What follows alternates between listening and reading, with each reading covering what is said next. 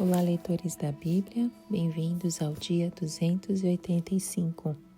Eu sou a Tati Camargo, do Mulheres com Fé, e juntos estamos lendo a Bíblia por completo com apenas 15 minutos por dia e mais alguns minutos adicionais para o mini estudo bíblico.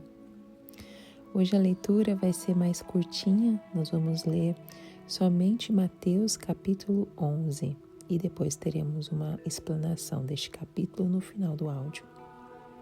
Se você ainda não segue Mulheres com Fé _oficial no Instagram, faça isso hoje mesmo. E lembrando que todos os áudios da Bíblia estão disponíveis no YouTube e também no podcast do Spotify. Você pode compartilhar com seus amigos, familiares, para compartilhar vida para eles. A leitura da Bíblia é vida para a nossa alma, para o nosso ser. Antes de começarmos a leitura bíblica, vamos fazer a nossa oração. Senhor Deus querido, Pai amado, muito obrigada por essa oportunidade, Senhor, de estarmos lendo a Tua Palavra, estarmos conhecendo mais sobre Ti, as Suas motivações, conhecendo mais sobre o Seu caráter, a Sua natureza. Espírito Santo, nos ensine neste momento de leitura, que essa palavra alcance os nossos corações, que o Senhor nos dê entendimento, compreensão, sabedoria, que nós possamos amar mais e mais a Deus nesta leitura e as pessoas que o Senhor colocar em nossos caminhos, que possamos ser bênção na vida dos nossos amigos, dos nossos filhos, dos nossos maridos, esposas.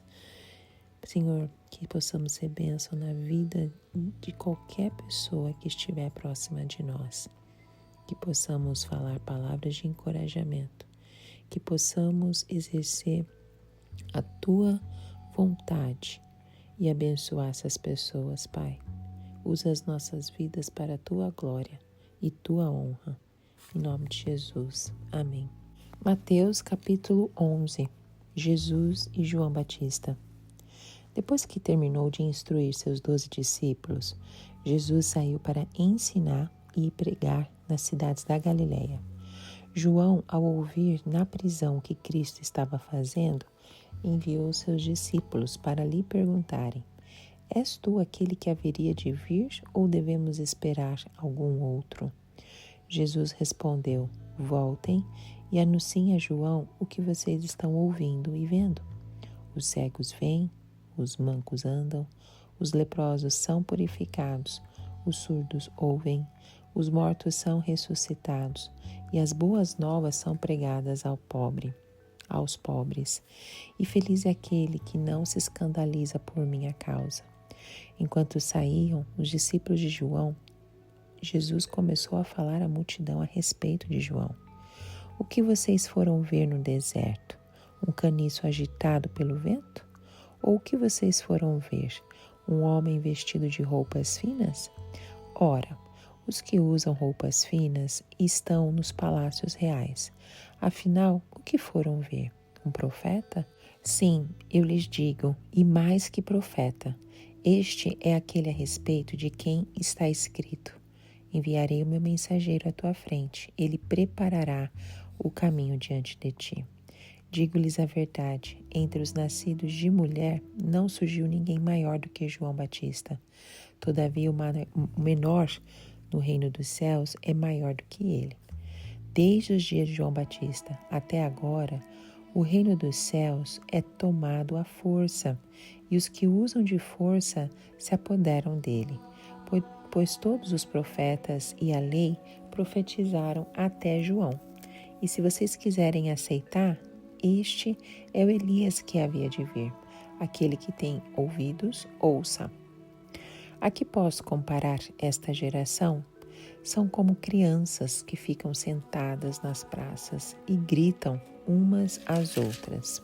Nós lhes tocamos flauta, mas vocês não dançaram. Cantamos um lamento, mas vocês não se entristeceram.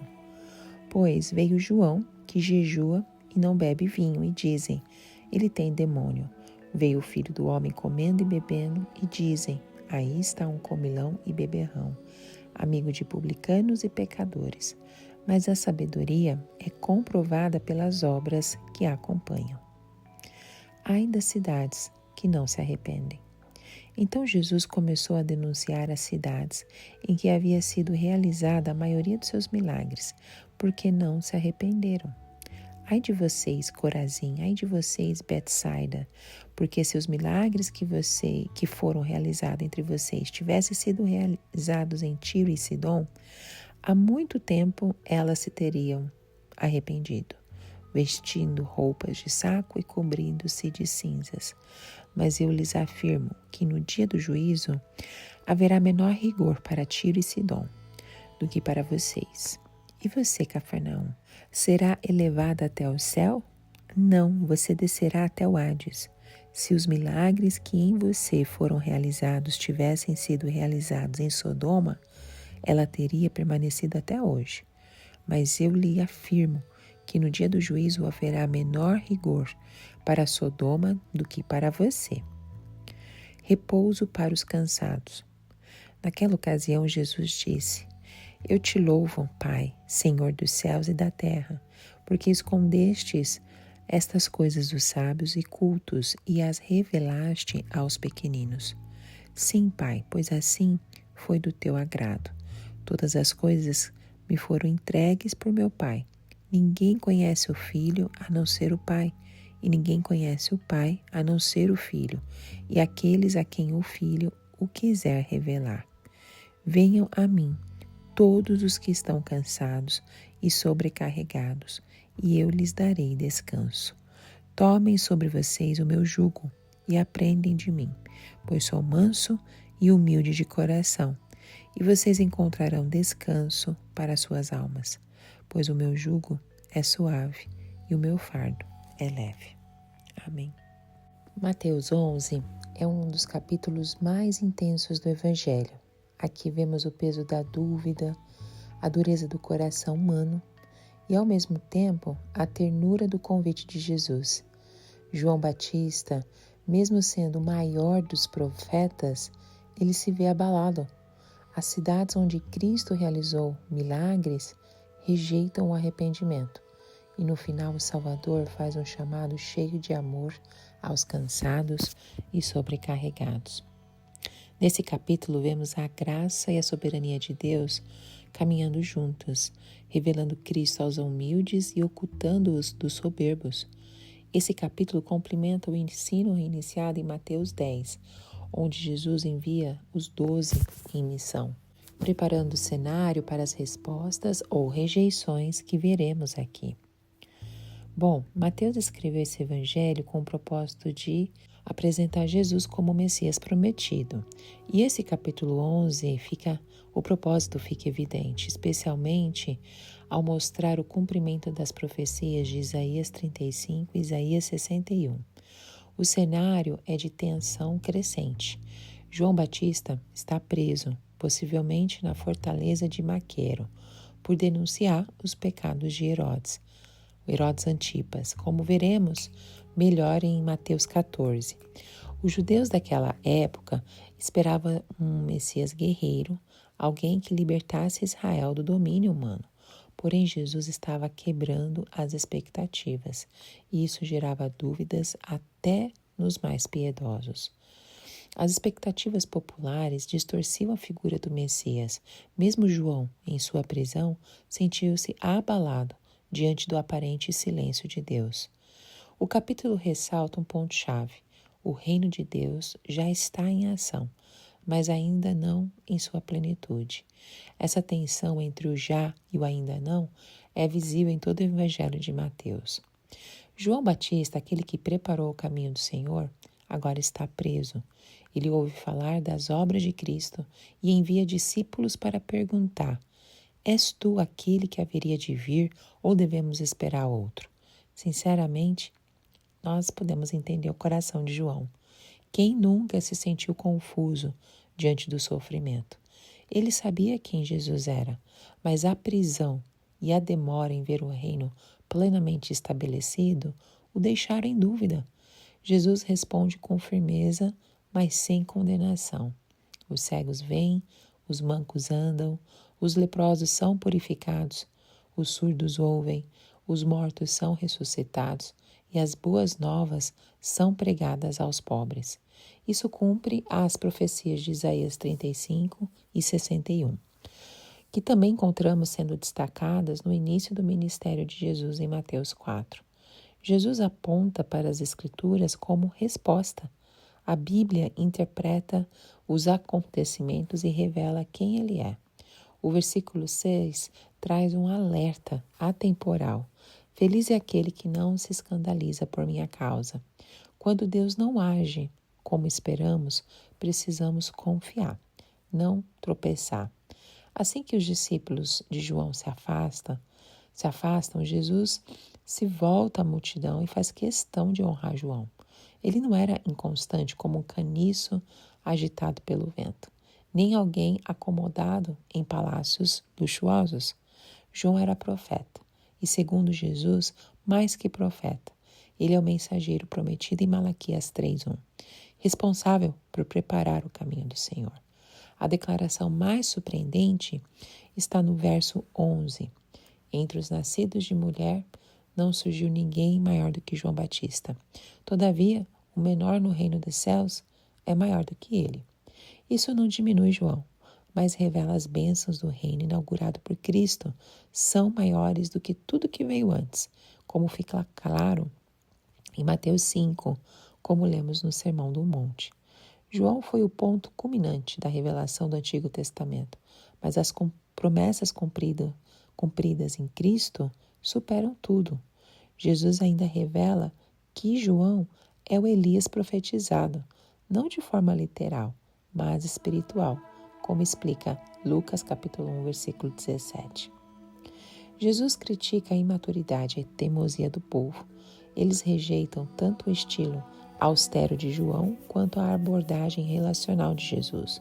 Como crianças insatisfeitas dizem: tocamos flautas, mas vocês não dançaram. Cantamos um lamento, mas vocês não se entristeceram. João, por seu jejum e estilo de vida, foi chamado de endemoniado. Jesus, por sua convivência com pecadores, foi chamado de comilão e beberrão.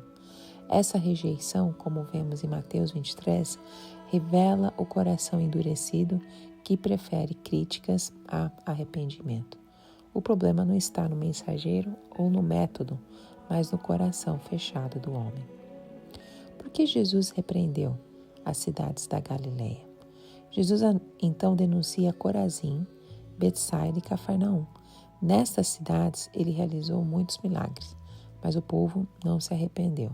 Ele compara a situação com cidades pagãs como Tiro, Sidom e até Sodoma. Se tivessem visto os sinais que as cidades da Galileia viram, já teriam se arrependido. Isso se conecta com a advertência de Mateus 7, onde Jesus fala sobre o perigo de ouvir, mas não praticar a palavra. Quanto maior o privilégio espiritual, maior a responsabilidade e, consequentemente, maior o juízo se houver rejeição. Qual que é o convite de Jesus aos cansados? Apesar do juízo, Jesus revela o coração do Evangelho, um convite cheio de graça. Ele agradece ao Pai por revelar essas coisas aos pequeninos e afirma que só o Filho revela o Pai.